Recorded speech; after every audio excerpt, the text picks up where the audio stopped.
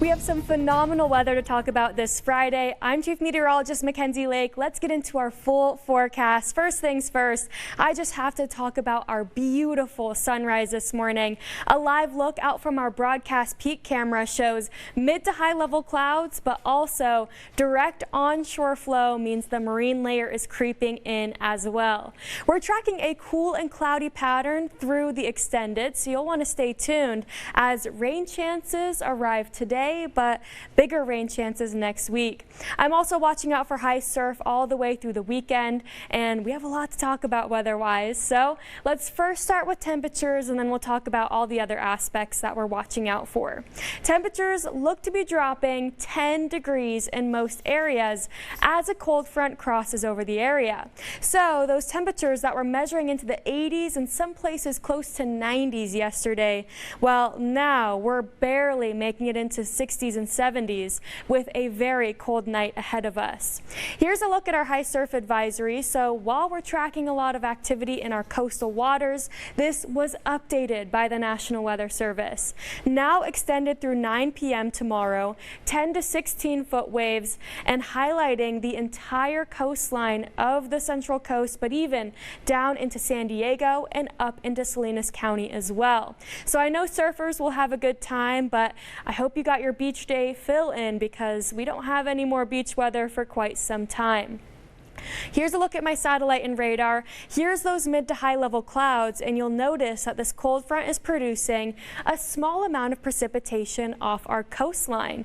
Well, we have the possibility of some light showers inland today. Here's my future track radar. We're holding out with overcast skies, mostly cloudy skies through the afternoon, and you'll notice here by 2 p.m. now we're getting those indications of light showers. So this is a typical pattern where we have a small system crossing over.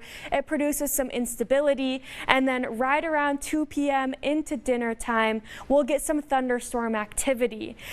But keep in mind that with this system, I don't think we're actually going to see a lot of rain making it down to the surface. The interesting part of this forecast is that there's a very large dry layer of air trapped at the surface, meaning that we might just see a few sprinkles, although this is looking more impressive on my future track. As we head into the afternoon hours, we'll watch for that storm cell to die off. However, winds with this system will be locally gusty in high terrain areas, and dry lightning is a big concern today. Possibility of some small wildfire spark-ups will be monitored as we track through the afternoon.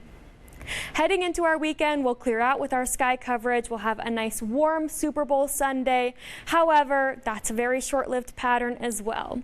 Here's a look at our future track. So this is our high pressure system this weekend. That's why it's going to be sunny and 75 on that Sunday. But we have a lot of activity going on behind that system, and low pressure moves right back in.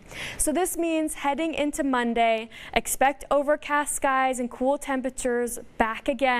By Tuesday, the storm door opens. By Wednesday, Thursday, we are holding soggy. As far as timing and amounts, all those details still need to be configured with our modeling here, but it looks to be that we'll hold cloudy into Thursday and Friday of next week, and another round of rain set for Valentine's Day.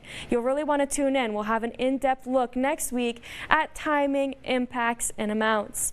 But let's talk about our Friday. So we made it to the end of the work week. The weekend is around the corner. It's going to be a cloudy afternoon, but temperatures are pretty mild. We're right around average, if not a few degrees above. We'll make it to 70 in Pismo Beach, 71 in San Luis Obispo, and a few 60s for those inland areas. Here's a look at our overnight temperatures: 30s and 40s inland, a few 50s by the beaches, and again, those small chances of rainfall for inland high terrain areas.